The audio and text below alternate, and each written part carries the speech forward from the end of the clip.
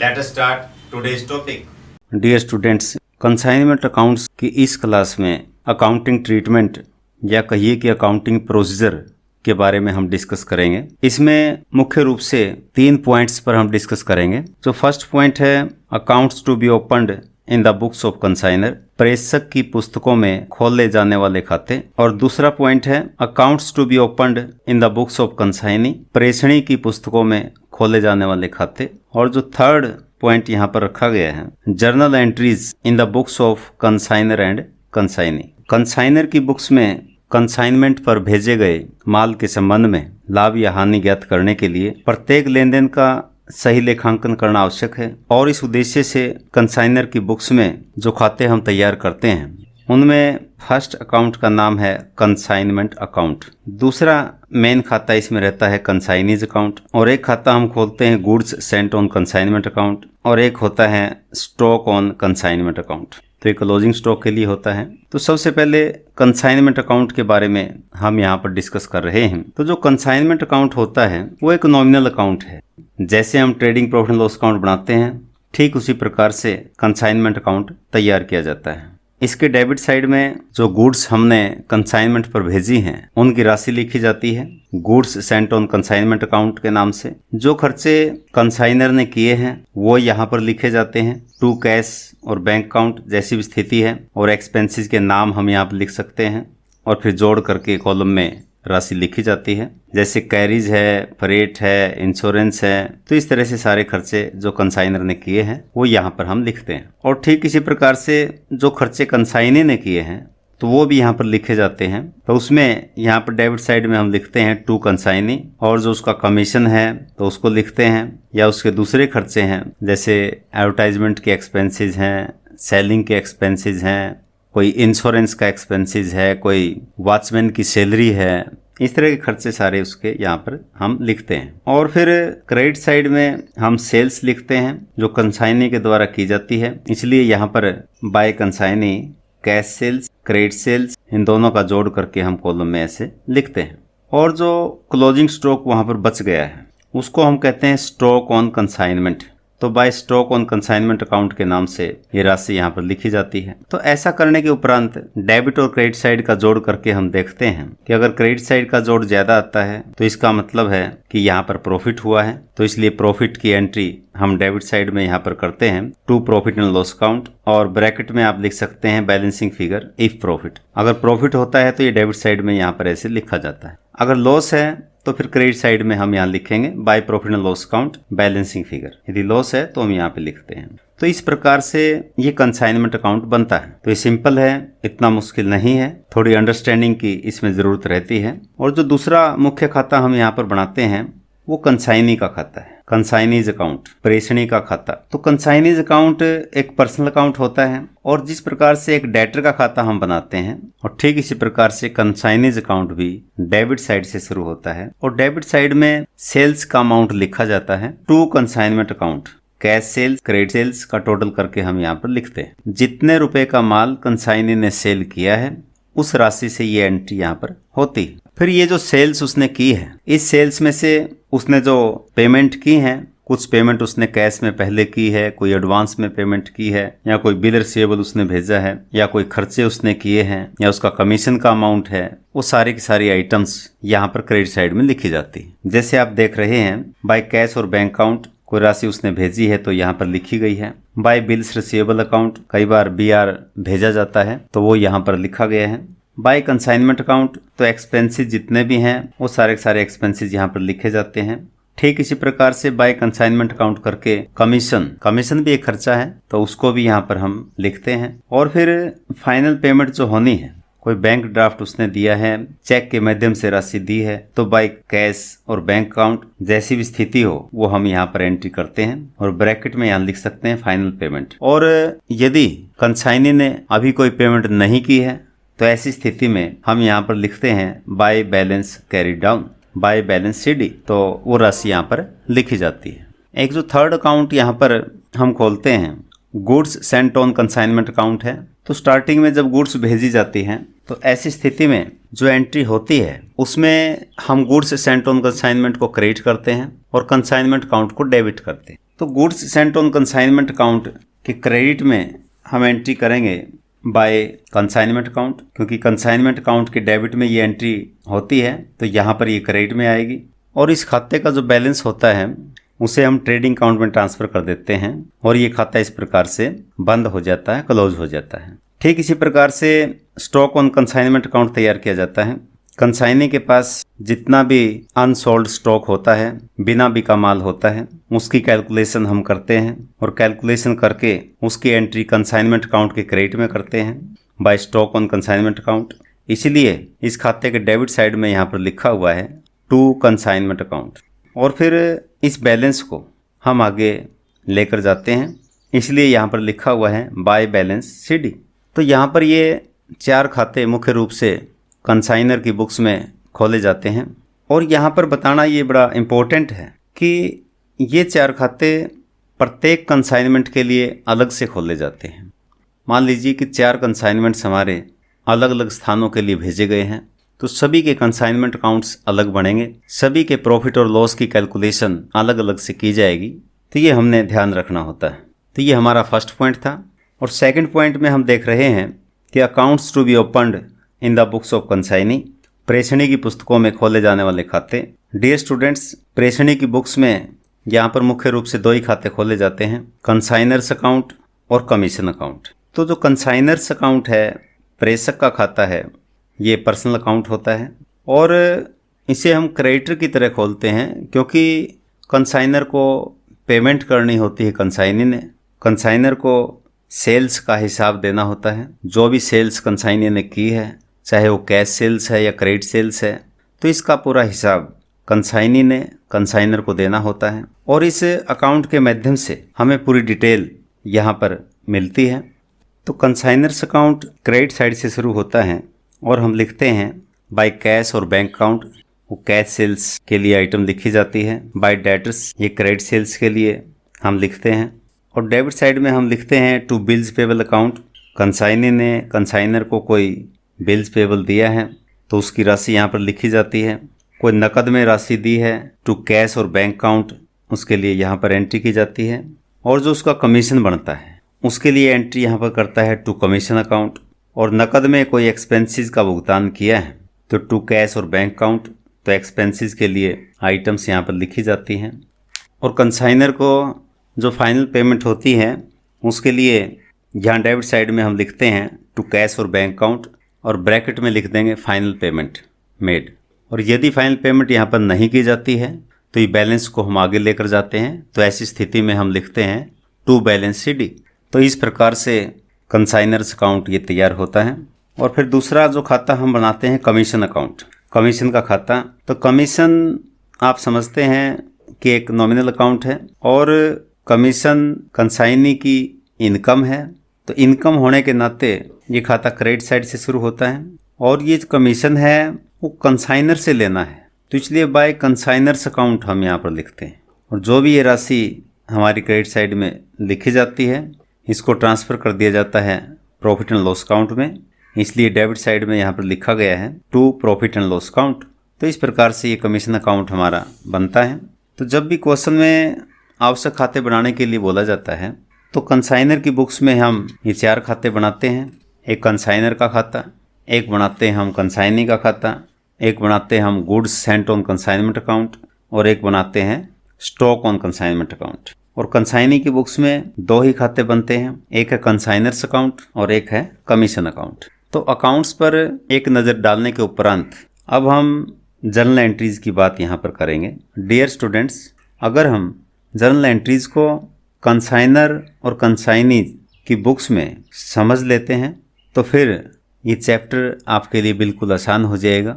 आसानी से आप सभी अकाउंट्स बना सकते हैं, उसमें किसी प्रकार की कोई प्रॉब्लम आपके समक्ष वहाँ पर नहीं आएगी। सबसे पहले आप देख रहे हैं जो पहली एंट्री है when goods are sent on consignment, जो कंसाइनर की बुक्स में हम जो एंट्री करेंगे इसमें कंसाइनमेंट अकाउंट को डेबिट किया जाता है और to goods sent on consignment account किया जाता है।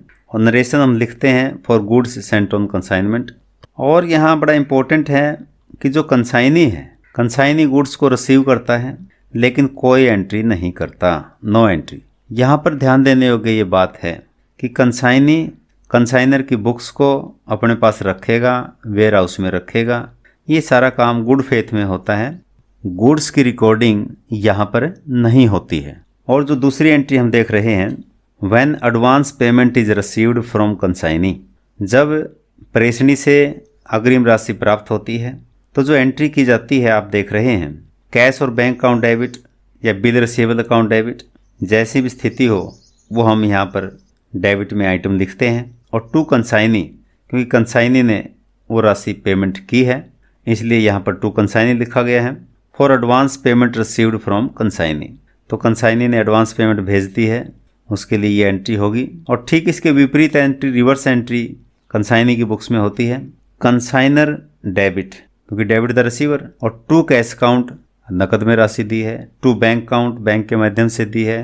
टू बिल्स पेबल अकाउंट, कोई बिल्स पेबल पे साइन किए हैं, तो ऐसी यहाँ पर एंट्री हम करते हैं। For advance payment made to consignor, तो ये नरेशन हो गई। और फिर आगे हम देखें कि ये बिल रिसीवेबल मान लीजिए कंसाइनर के पास आ गया है, उस बिल रिसीवेबल को बैंक से डिस्काउंट करवाया जाता है। तो जब बैंक से हम डिस्काउंट करवाते हैं तब जो एंट्री होती है, देखिए आप, कैश और bank account debit. Normally bank account ही डेबिट किया जाता है क्योंकि बैंक अकाउंट में राशि जमा हो जाती है। डिस्काउंट अकाउंट डेबिट, डिस्काउंट जो है खर्चा हो गया। और to bills receivable account, bill receivable consignor के पास से चला गया है, बैंक में जमा हो गया है। और नरेशन हम लिख देंगे फॉर बिल रिसीवेबल डिस्काउंटेड, उसको डिस्काउंट करवा लिया है। जब बिल रिसीवेबल को बैंक से डिस्काउंट करवाया जाता है तो कंसाइनी को इस संबंध में कोई एंट्री करने की आवश्यकता नहीं होती है, नो एंट्री। एंड नेक्स्ट आप देख रहे हैं, when expenses are incurred by consignor, consignor के द्वारा कुछ खर्चे किए गए हैं। तो ऐसी स्थिति में जैसे मैंने बताया कि जब भी कोई खर्च किया जाएगा तो कंसाइनमेंट अकाउंट को डेबिट किया जाएगा। तो consignment account debit to cash account या बैंक अकाउंट, जैसी भी स्थिति है वो हम एंट्री करते हैं। फॉर एक्सपेंसेस पेड, नॉर्मली आजकल आप देखते हैं कि एक्सपेंसेस का भुगतान बैंक के माध्यम से ही होना शुरू हो गया है, इसलिए टू बैंक अकाउंट हम ज़्यादा प्रयोग करते हैं। टू कैश अकाउंट आजकल कम प्रयोग में आने लग गया है। और ये एक्सपेंसेस भुगतान किए हैं कंसाइनर ने, कंसाइनमेंट के लिए एक्सपेंसेस किए हैं, तो इन एक्सपेंसेस से कंसाइनी का कोई संबंध नहीं होता है, इसलिए वो कोई एंट्री इसमें नहीं करता है। ठीक इसी प्रकार से नेक्स्ट आप देख रहे हैं, when expenses are incurred by the consignee, consignee ने कुछ खर्चे किए हैं तो खर्चे जैसे ही होंगे कंसाइनमेंट अकाउंट डेबिट किया जाएगा, कंसाइनमेंट अकाउंट डेबिट। और to consignee for expenses paid by consignee, तो जो भी एक्सपेंसेस उसने किए हैं नरेशन में लिख भी सकते हैं कि अनलोडिंग के खर्चे किए हैं, गोडाउन का इंश्योरेंस दिया है, गोडाउन का रेंट दिया है, वॉचमैन सैलरी दी है, वो चीज़ें हम यहाँ पे मेंशन कर सकते हैं। और जब कंसाइनी खर्चे करता है तो अपने बुक्स में एंट्री करेगा। ये जो खर्चे करता है वो कंसाइनर की तरफ से करता है, on behalf of consignor. Consignment पर जो गुड्स भेजी गई हैं उन गुड्स का मालिक कौन है? कंसाइनर है। तो इसलिए सारे खर्चे कंसाइनर के बिहाफ पर किए जाते हैं। तो expenses incurred on behalf of consignor, consignor के बिहाफ पर खर्चे किए जाते हैं। और कोई भी खर्चा जब ये भुगतान करेगा कंसाइनी, तो ऐसी स्थिति में कंसाइनर को डेबिट करता है। और ट्रू कैश या बैंक अकाउंट जैसी स्थिति है वो एंट्री यहाँ पर करता है। और नरेशन लिखेंगे for expenses paid on behalf of consignor, इस प्रकार से एंट्री यहाँ पर की जाती है। और कमीशन ड्यू होता है, when commission is due to consignee, जब प्रेषणी को कमीशन दे होता है तो ऐसी स्थिति में जो एंट्री होती है, consignment account debit to consignee, क्योंकि खर्चा हो गया इसलिए कंसाइनमेंट अकाउंट को डेबिट कर दिया है। और नरेशन में लिख दिया है for commission due to consignee. और कमीशन की एंट्री कंसाइनी भी अपने बुक्स में करता है, consignor debit to commission account, क्योंकि कमीशन एक इनकम है इसलिए जो है क्रेडिट इसने किया है। और ये कमीशन लेना किससे है? कंसाइनर से लेना, इसलिए कंसाइनर को इसने यहाँ पर डेटर बना लिया है। और नरेशन लिख देंगे हम for commission due from consignor. और ठीक इस प्रकार से आगे देखिए आप, when goods are sold by consignee, consignee के द्वारा माल बेचा जाता है, तो ऐसी स्थिति में जो एंट्री यहाँ पर होगी कंसाइनर की बुक्स में, क्योंकि कंसाइनर को पता लगेगा, सूचना मिलेगी, तो एंट्री यहाँ पर की जाएगी कंसाइनी डेबिट, कंसाइनी का अकाउंट को डेबिट किया जाता है। और टू कंसाइनमेंट अकाउंट यहाँ पर हम लिखते हैं क्योंकि सेल्स को कंसाइनमेंट अकाउंट के क्रेडिट में लिखा जाता है, इसलिए कंसाइनमेंट अकाउंट को यहाँ पर क्रेडिट किया गया है for goods sold by consignee. और कंसाइनी भी अपनी बुक्स में एंट्री करता है कैश अकाउंट डेबिट और bank account debit. Cash sales के लिए ऐसे एंट्री की जाती है और कंसाइनमेंट डेटर्स अकाउंट को डेबिट करते हैं। ये क्रेडिट सेल के लिए होता है कि उधार में बिक्री की है तो डेटर्स को डेबिट यहाँ पर किया जाता है। और कंसाइनमेंट शब्द साथ में लगा लिया है, कंसाइनमेंट डेटर्स हो गया। तो और टू कंसाइनर, क्योंकि ये जो पैसे हैं ये पैसे किसको देने हैं, कंसाइनर को देने हैं फॉर गुड्स सोल्ड, क्योंकि वस्तुएं बेची गई हैं इसलिए ये एंट्री यहाँ पर हुई है। और कई बार देखने में आया है कि कुछ गुड्स जो है डिफेक्टेड होती हैं या फिर एक्स्ट्रा वहाँ पर माल चला गया है या वो पुराना हो गया है, डिफेक्टेड हो गया है, कुछ भी कारण हो सकता है, तो कंसाइनी के द्वारा माल वापस भेज दिया जाता है। When goods are returned by consignee, तो एंट्री क्या होती है, goods sent on consignment account debit to consignment account. जो स्टार्टिंग में हमने एंट्री की थी उसी एंट्री को रिवर्स कर दिया यहाँ, for goods are returned by consignee, कि वस्तुएं कंसाइनी ने वापस कर दी हैं इसलिए ये एंट्री की है। और ख़ास बात आप देखिए कि कंसाइनी ने वस्तुएं वापस की हैं लेकिन कंसाइनी इसके लिए कोई एंट्री नहीं करता। जैसे मैंने आपको बताया कि जो गुड्स रखी जाती हैं कंसाइनी के द्वारा वो गुड फेथ में रखी जाती हैं और जो भी माल वापस जाएगा उसकी रिकॉर्डिंग कंसाइनर अपने बुक्स में करता है। और अब स्टॉक ऑन कंसाइनमेंट की बात आ गई कि स्टॉक ऑन कंसाइनमेंट या कंसाइनमेंट के शुरू में भी हो सकता है और कंसाइनमेंट के एंड में भी हो सकता है। तो स्टार्टिंग में जो स्टॉक ऑन कंसाइनमेंट होता है अगर वो क्वेश्चन में दिया हो, नॉर्मली तो कम ही क्वेश्चनों में दिया होता है, अगर वो दिया है तो उसकी एंट्री होगी consignment account debit to stock on consignment. Consignment के डेबिट में हम इसको लिख लेंगे इतना स्टॉक पहले ही वहाँ पर एजेंट के पास कहिए, कंसाइनी के पास कहिए, वो पहले से ही उपलब्ध है। और नरेशन हम लिखेंगे for recording the consignment stock in the beginning, starting में ही इतना स्टॉक वहाँ पर है और कंसाइनी इसके लिए कोई एंट्री पास नहीं करता है।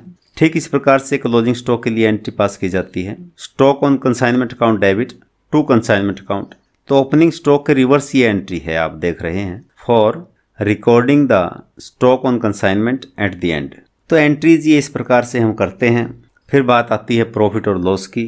तो अगर प्रॉफिट होता है तो उसके लिए एंट्री की जाती है, अगर लॉस होता है तो उसके लिए भी एंट्री की जाती है। तो जो प्रॉफिट होता है तो कंसाइनमेंट अकाउंट की क्रेडिट साइड ज़्यादा होती है और प्रॉफिट को कंसाइनमेंट अकाउंट के डेबिट में रिकॉर्ड किया जाता है। तो इसलिए जो एंट्री यहाँ पर हम देख रहे हैं consignment account debit to profit and loss account for profit on consignment, तो इस प्रकार से नरेशन हम लिखते हैं। और ये जो प्रॉफिट या लॉस होता है इससे कंसाइनी का कोई कंसर्न नहीं होता है। He is not concerned with the profit और लॉस ऑफ द कंसाइनमेंट। उसका संबंध तो सिर्फ कमीशन से है, वो सेल देखेगा कितनी हुई और कमीशन कितना बना, उसमें प्रॉफिट लॉस से कोई मतलब नहीं है, इसलिए यहाँ पर कोई एंट्री वो नहीं करता है। और लॉस होगा तो एंट्री इसके विपरीत हो जाएगी, profit and loss account debit to consignment account for loss on consignment. और फिर से कंसाइनी यहाँ पर कोई एंट्री नहीं करेगा लॉस की। और नेक्स्ट एंट्री हम देख रहे हैं कि when goods sent on consignment are transfer to trading account, जब प्रेषण पर भेजे गए माल को व्यापारी खाते में हस्तांतरित किया जाता है तो ऐसी स्थिति में आप देख रहे हैं कि goods sent on consignment account debit to trading account, तो ट्रेडिंग अकाउंट में इस आइटम को ट्रांसफ़र कर दिया जाता है और ये खाता बंद हो जाता है। और नरेशन में हम लिखते हैं for goods sent on consignment transferred to trading account, और कंसाइनी इसके लिए कोई एंट्री नहीं करता है। और फिर जो बिल्स रिसेबल है उसको कंसाइनर ने क्या किया कि डिस्काउंट करवा लिया, और जो डिस्काउंट की राशि है उस डिस्काउंट की राशि को प्रॉफिट एंड लॉस अकाउंट में ट्रांसफ़र किया जाता है। तो ऐसी स्थिति में जो एंट्री होती है कंसाइनर की बुक्स में profit and loss account debit to discount account for discount transfer to profit and loss account. तो जैसा कि आप जानते हैं कि कोई भी एक नॉमिनल नेचर का अकाउंट है उसको हम प्रॉफिट एंड लॉस अकाउंट में या ट्रेडिंग अकाउंट में ट्रांसफ़र करके बंद कर देते हैं। ठीक उसी प्रकार से यहाँ पर डिस्काउंट अकाउंट को क्लोज किया गया है और इस संबंध में कंसाइनी कोई एंट्री पास नहीं करता है। और फिर आगे हम नेक्स्ट एंट्री यहाँ पर देख रहे हैं when commission earned is transfer to profit and loss account. जो कमीशन कंसाइनी ने कमाया है उस कमीशन को वो क्या करता है अपनी बुक्स में उसको प्रॉफिट एंड लॉस अकाउंट में ट्रांसफ़र करता है, या यूँ कहिए कि कमीशन अकाउंट को वो बंद करता है। तो कमीशन अकाउंट डेबिट, कमीशन का क्रेडिट बैलेंस था और उसको हमने डेबिट कर दिया तो खाता अपने आप क्लोज हो जाता है। और to profit and loss account, तो कमीशन एक नॉमिनल अकाउंट है उसको प्रॉफिट एंड लॉस अकाउंट में ट्रांसफ़र करके ऐसे हम बंद कर देते हैं। For commission transfer to profit and loss account. और फिर नेक्स्ट आइटम हम देख रहे हैं when account of consignee is settled and the balance account is received. जब कंसाइनी का अकाउंट है वो सेटल कर दिया गया है, उसका निपटान कर दिया गया है और जो शेष राशि बनती थी वो शेष राशि रिसीव कर ली गई है, तो ऐसी स्थिति में जो एंट्री होती है वो एंट्री आप देख रहे हैं कि कैश अकाउंट डेबिट या बैंक अकाउंट डेबिट या बिल रिसीवेबल अकाउंट डेबिट, जैसी भी स्थिति हो वो हम डेबिट करते हैं आइटम को। और टू कंसाइनी को क्रेडिट कर देते हैं, क्रेडिट द गिवर, तो उसको क्रेडिट कर देते हैं। और नरेशन में हम लिखते हैं for final settlement of consignee's account, तो खाते का निपटान किया गया है तो इसलिए एंट्री यहाँ पर की गई। और ठीक इसके विपरीत जो एंट्री यहाँ पर होती है कंसाइनर डेबिट, कंसाइनर को डेबिट कर दिया गया क्योंकि he is the receiver, debit the receiver, receiver को डेबिट कर दिया गया है। और टू कैश और बैंक अकाउंट और बिल्स पेबल अकाउंट, जैसी भी स्थिति है वो हम यहाँ पर एंट्री करते हैं for final settlement of consignors account, ये नरेशन हम लिख देते हैं। और फिर देख रहे हैं आप लास्ट यहाँ पर एंट्री एक और बताई गई है when amount of bills payable is paid, क्योंकि कंसाइनर ने अपना बिल रिसीवेबल बैंक से डिस्काउंट करवा लिया। मान लीजिए 2 महीने का बिल रिसीवेबल लिखा गया था, साइन किए गए थे, तो अब क्या है कि वो पेमेंट बैंक किसे लेगा, कंसाइनी से, तो कंसाइनी ने पेमेंट बैंक में करनी होती है।